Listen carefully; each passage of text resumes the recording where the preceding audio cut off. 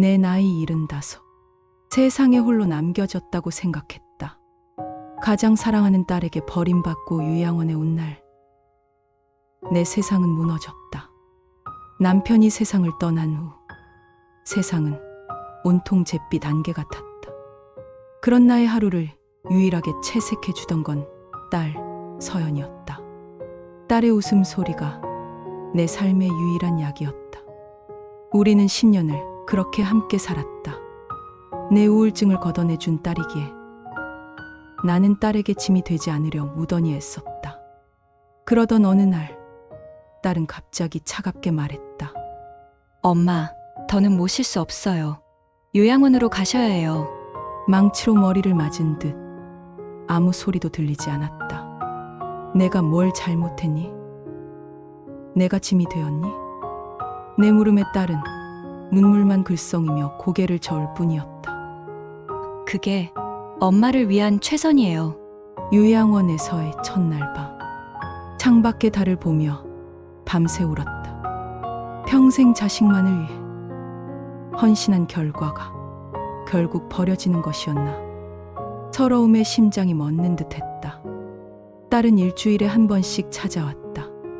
하지만 예전의 그 아이가 아니었다.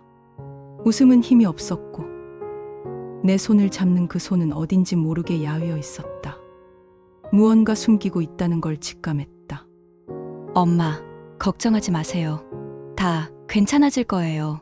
딸은 늘 같은 말만 반복했다. 무엇이 괜찮아진다는 건지 나는 알 수 없어. 답답함에 가슴만 쳤다.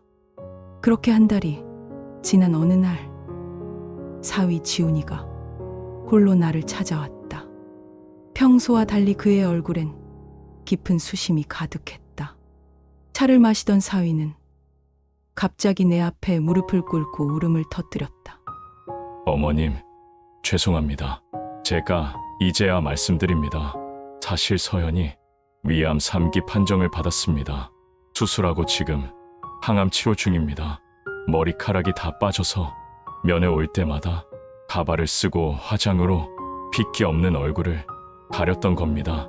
어머님께 걱정 끼쳐드리기 싫다고 자신이 가장 아픈 모습을 엄마에게 보일 수 없다고 그래서 어쩔 수 없이 그제야 모든 퍼즐이 맞춰졌다.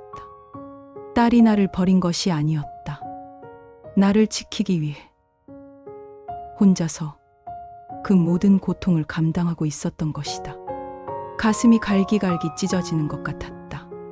그 여린 것이 혼자 얼마나 무섭고 아팠을까. 어미라는 내가 그것도 모르고 딸을 원망만 했다니. 그날 밤 나는 잠들 수 없었다. 문득 남편이 남기고 간 시골의 낡은 땅이 생각났다. 그동안 잊고 있었던 마지막 재산이었다. 다음 날 바로 부동산에 연락했다. 10년의 세월 속에 땅값은 12억이라는 거금이 되어 있었다. 하늘에 있는 남편이 우리 딸을 위해 남겨준 선물이었다. 나는 그 돈으로 당장 딸을 1인실로 옮기고 최고의 치료를 받을 수 있도록 모든 것을 쏟아부었다. 딸은 눈물을 흘리며 엄마, 이렇게까지 안 해도 돼요 라며 나를 말렸다.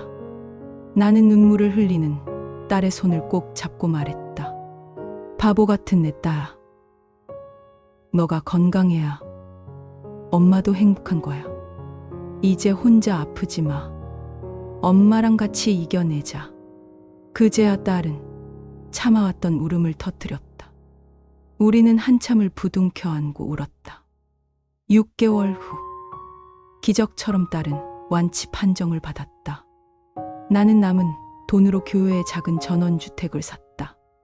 요양원을 나와 딸과 사위와 함께 새로운 보금자리로 향했다. 이제 우리는 작은 텃밭을 가꾸며 함께 웃고 함께 저녁을 먹는다.